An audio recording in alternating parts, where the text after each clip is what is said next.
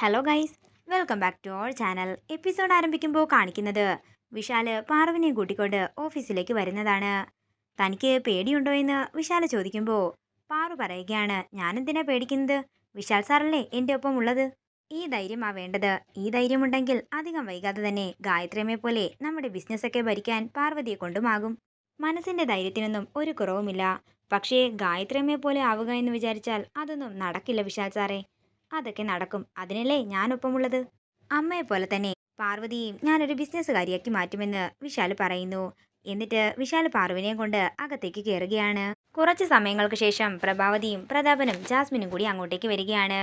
പിന്നീട് കാണിക്കുന്നത് പാറുവിനെയും കൊണ്ട് വിശാല് കോൺഫറൻസ് റൂമിലേക്ക് ചെല്ലുന്നതാണ്. തുടർന്ന് വിശാല് പറയുകയാണ്, ഇതാണ് എൻ്റെ വൈഫ് പാർവതി. നിങ്ങൾ പലരും കേട്ടിട്ടുണ്ടാവുമെങ്കിലും ആദ്യമായിട്ടാകും കാണുന്നത്. ഇന്നു മുതൽ നമ്മുടെ കമ്പനിയുടെ ചെയർപേഴ്സൺ പാർവതിയായിരിക്കുമെന്ന് വിശാല് പറയുമ്പോൾ ഒരു ഞെട്ടലോടെ നിൽക്കുകയാണ് പ്രഭാവതിയും പ്രതാപനും ജാസ്മിനും. അമ്മ പോയതിനു ശേഷം ശൂന്യമായി കിടന്ന പദവി പാർവതി ഏറ്റെടുക്കുകയാണ്. അമ്മയ്ക്ക് നിങ്ങൾ എത്രമാത്രം സപ്പോർട്ട് കൊടുത്തിരുന്നോ അതുതന്നെ പാർവതിക്കും കൊടുക്കണം. തീർച്ചയായുമെന്ന് എല്ലാ സ്റ്റാഫുകളും പറയുമ്പോൾ പ്രഭാവതി മനസ്സിൽ പറയുകയാണ്, സ്ഥാനം കൊടുത്തുടൻ തന്നെ ഇവളിവിടെ കിളച്ചു മറിക്കാൻ പോവുകയാണല്ലോ. തുടർന്ന് ഒരു സ്റ്റാഫ് പറയുകയാണ്, പാർവതി മേഡം കയറി വന്നപ്പോൾ ഗായത്രി മേഡം കയറി വരുന്നത് പോലെയാ എനിക്ക് തോന്നിയത്. എന്തൊക്കെയോ ചില സാമ്യതകൾ രണ്ടുപേർക്കും ഉള്ളതുപോലെയാ എനിക്ക് തോന്നുന്നത്. എന്നാൽ ഞങ്ങൾ ക്യാബിനിലേക്ക് ചെല്ലട്ടെ എന്ന് പറഞ്ഞ് പാറു വിശാലിനെയും കൂട്ടിക്കൊണ്ട് പോവുകയാണ്. തുടർന്ന് വിശാല് പോയതിനു ശേഷം പ്രഭാവതി ആ സ്റ്റാഫിനോട് പറയുകയാണ്, വിശാലിനെ സുഖിപ്പിക്കാൻ വേണ്ടിയല്ലേ ഗായത്രി മേഡത്തിനെ പോലെ ഉണ്ടാവളെന്നൊക്കെ നിങ്ങൾ പറഞ്ഞത്? അല്ല മേഡം, 30 വർഷമായി ഞാൻ ഈ കമ്പനിയിൽ ജോലി ചെയ്യാൻ തുടങ്ങിയിട്ട്. എനിക്കാരെയും സുഖിപ്പിക്കേണ്ട ആവശ്യമൊന്നുമില്ല. പാർവതി മേഡം കയറി വന്ന കണ്ടപ്പോൾ ഗായത്രി മേഡം വരുന്നത് പോലെ തന്നെയാ എനിക്ക് തോന്നിയത്. ഇത് ഗായത്രി മേഡത്തിന്റെ മരുമകളൊന്നുമല്ല, ഗായത്രി മേഡം തന്നെയാണെന്ന് പറഞ്ഞ് ആ സ്റ്റാഫ് അവിടെ നിന്ന് പോകുന്നു. തുടർന്ന് പാർവിനെ ചെയർപേഴ്സന്റെ ക്യാബിനിലേക്ക് കൊണ്ടുവന്നിട്ട് വിശാല് പറയുകയാണ്, പാർവതി, ഇതെന്റെ അമ്മ ഇരുന്ന ചെയറാണ്. ഇനി മുതൽ ഇതിൽ നീ ആയിരിക്കേണ്ടത്. ഇത് കേൾക്കുന്ന പ്രഭാവതി ദേഷ്യത്തോടെ വിശാലിനെ നോക്കുകയാണ്. വിശാൽ സാർ, അത് വേണോ എന്ന് പാറു ചോദിക്കുമ്പോൾ വിശാല് പറയുകയാണ്, നീ ഇപ്പോൾ എൻ്റെ ഭാര്യ മാത്രമല്ല ഈ കമ്പനിയുടെ ചെയർപേഴ്സൺ കൂടിയാണ്. ചെയർപേഴ്സൺ ഇവിടെ തന്നെ ഇരിക്കേണ്ടത്. അതേസമയം ഗാർഗി അങ്ങോട്ടേക്ക് വരികയാണ്. തുടർന്ന് പാറു അതിലിരിക്കുമ്പോൾ പ്രഭാവതി മനസ്സിൽ പറയുകയാണ്, ഈ ചെയർ മോഹിച്ച ഞാൻ ഇവിടം വരെ വന്നത്. എന്നിട്ടിപ്പോ ഏതോ പട്ടിക്കാട്ടുകാരി അതിൽ കയറിയിരിക്കുന്നു. ഇല്ല, ഇവളെ അധികകാലം ഈ കസേരയിലിരുത്തി വാഴ്ത്തിക്കാൻ പാടില്ല.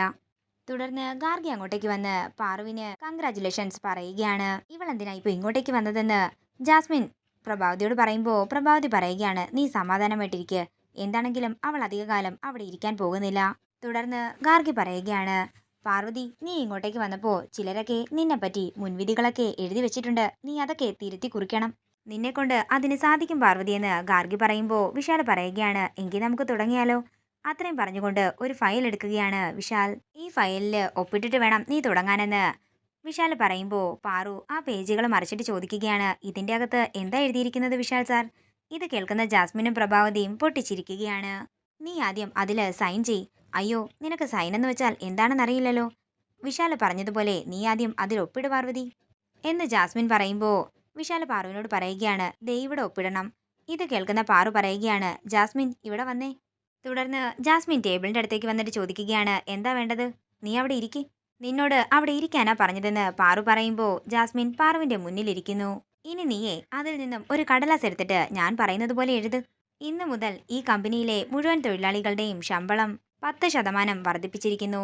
ഇത് കേൾക്കുന്ന സ്റ്റാഫുകളെല്ലാം കൈയടിക്കുമ്പോൾ ജാസ്മിൻ ദേഷ്യത്തോടെ പാറുവിനെ നോക്കുകയാണ്. വിശാലും ഗാർഗിയും സന്തോഷത്തോടെ പാറുവിനെ നോക്കുന്നു. വിശാൽ സാർ, ഞാൻ ഈ കാണിച്ചത് അവിവേകമൊന്നുമല്ലല്ലോ എന്ന് പാറു ചോദിക്കുമ്പോൾ വിശാൽ പറയുകയാണ്, ഞാൻ എന്താണെങ്കിലും കൂട്ടാനായി ഇരിക്കുകയായിരുന്നു. ഇനി ഇതില് പാർവതി ഒപ്പിടണം, എന്നാലേ ഇത് ഓർഡർ ആവുകയുള്ളൂ. അങ്ങനെ പാറു അതിൽ ഒപ്പിടുമ്പോൾ നേരത്തെ പറഞ്ഞ സ്റ്റാഫ് പറയുകയാണ്, ഇത് ഗായത്രി മേഡം തന്നെയാണ്. അയാൾക്ക് പാറുവിനെ കാണുമ്പോൾ ഗായത്രിയെ പോലെ തോന്നുന്നു. ഇയാളെന്താ വീണ്ടും വീണ്ടും ഇത് പറഞ്ഞുകൊണ്ടേയിരിക്കുന്നത് എന്ന് പറഞ്ഞുകൊണ്ട് പ്രഭാവതി പാറുവിനെ നോക്കുമ്പോൾ ഗായത്രി ഇരിക്കുന്നത് പോലെ പ്രഭാവതിക്കും തോന്നുന്നു. പ്രഭാവതി ഒരു ഞെട്ടലോടെ പാറുവിനെ നോക്കുകയാണ്. പെട്ടെന്ന് ജാസ്മിൻ അവിടെ നിന്ന് ഇറങ്ങിപ്പോകുമ്പോൾ ജാസ്മിന്റെ പിന്നാലെ തന്നെ പ്രഭാവതിയും പ്രതാപനും പോകുന്നു. എന്താ ജാസ്മിൻ, എന്തു പറ്റിയെന്ന് പ്രഭാവതി ചോദിക്കുമ്പോൾ ആന്റി കണ്ടതല്ലേ അവിടെ എന്താ നടന്നതെന്ന് ജാസ്മിൻ പറയുന്നു. അവളെ വിളിച്ചുവിടാൻ നീ എന്തിനാ പോകാൻ പോയത്? അതുകൊണ്ടല്ലേ അവളുടെ പിയുടെ ജോലി നിന്നെ കൊണ്ട് ചെയ്യിപ്പിച്ചത്. അതേസമയം അങ്ങോട്ടേക്ക് ഗാർഗി വന്നിട്ട് പറയുകയാണ്, പാർവതിയുടെ പി എ ആവുക നല്ല ജോലി തന്നെയാ ജാസ്മിനെ. നിനക്ക് വേണമെങ്കിൽ ഒന്ന് ശ്രമിച്ചുകൂടായിരുന്നോ? ഈ ഏഷണിയും പരദൂഷണവും ഒക്കെ വിട്ടിട്ട് നീ ആ പണിക്ക് നോക്ക്. കേൾക്കുന്ന ജാസ്മിൻ ദേഷ്യത്തോടെ പറയുകയാണ്, വിശാലിന്റെ ഭാര്യ ആയതുകൊണ്ടല്ലേ ഇപ്പോൾ അവൾ ആ കസേരയിൽ കയറി ഇരിക്കുന്നത്. നീ കണ്ടോ, അവൻ തന്നെ അവന്റെ ജീവിതത്തിൽ നിന്നും അവളെ ചവിട്ടി പുറത്താക്കും. എന്നിട്ട് എന്നെ കല്യാണം കഴിക്കുകയും ഞാൻ ഈ ഓഫീസ് ഭരിക്കുകയും ചെയ്യും. കേൾക്കുന്ന ഗാർഗി പറയുകയാണ്, മലർക്കൊടിക്കാരന്റെ സ്വപ്നം. ബ്രോ നിന്നെ കല്യാണം കഴിക്കുമെന്നാണോ നീ കരുതിയിരിക്കുന്നത്? അതിന് വെച്ച വെള്ളം നീ അങ്ങ് വാങ്ങി വെച്ചേക്ക് ജാസ്മിനെ. ഇത് കേൾക്കുന്ന പ്രഭാവതി ദേഷ്യത്തോടെ പറയുകയാണ്, ഒന്ന് നിർത്തുന്നുണ്ടോ ഗാർഗി? എന്താണെങ്കിലും വിശാല് ജാസ്മിനെ വിവാഹം ചെയ്തിരിക്കും, നീ കണ്ടോ.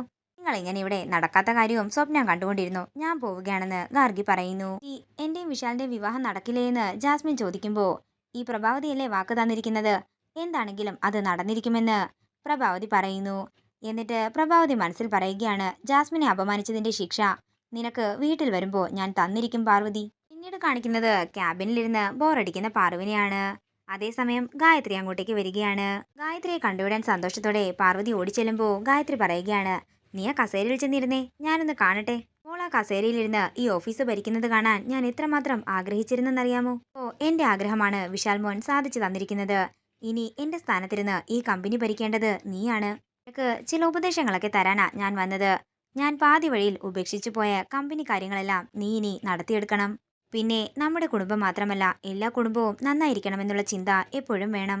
നീ ഒന്നും ഓർത്ത് ഭയപ്പെടണ്ട, നിനക്ക് എന്നും കൂട്ടായിട്ട് ഞാനുണ്ടാകും. ദൈവമേ, ഇതൊക്കെ എന്നെ കൊണ്ട് ചെയ്യാൻ സാധിക്കുമോ എന്ന് പാറു ചോദിക്കുമ്പോൾ ഗായത്രി പറയുകയാണ്, നീ ഒറ്റയ്ക്കല്ല പാർവതി, നിന്റെ ഒപ്പം എന്തിനും ഞാനുണ്ടാകും. പക്ഷേ ഈ ഓഫീസിന്റെ പടികളിൽ നീ ലക്ഷ്മണ രേഖ വരയ്ക്കാതിരുന്നാൽ മാത്രം മതി. ഇത് കേൾക്കുന്ന പാറു ചിരിച്ചുകൊണ്ട് നോക്കുമ്പോഴേക്കും ഗായത്രി അവിടെ നിന്ന് പോയിട്ടുണ്ടായിരുന്നു. രാത്രിയാകുന്നു. പിന്നീട് കാണിക്കുന്നത് വിശാലിന്റെ വീടാണ്. വിശാലിന്റെ ബെഡില് ഷീറ്റ് വിരിക്കുകയാണ് പാറു. അതേസമയം അങ്ങോട്ടേക്ക് വരുന്ന മണിക്കുട്ടൻ ചോദിക്കുകയാണ്, നിനക്കെന്താ പാറു ഇവിടെ കിടന്നൂടെ? അതിന് എനിക്ക് വേറെ ഒരു മുറി തന്നിട്ടുണ്ടല്ലോ മണിക്കുട്ട.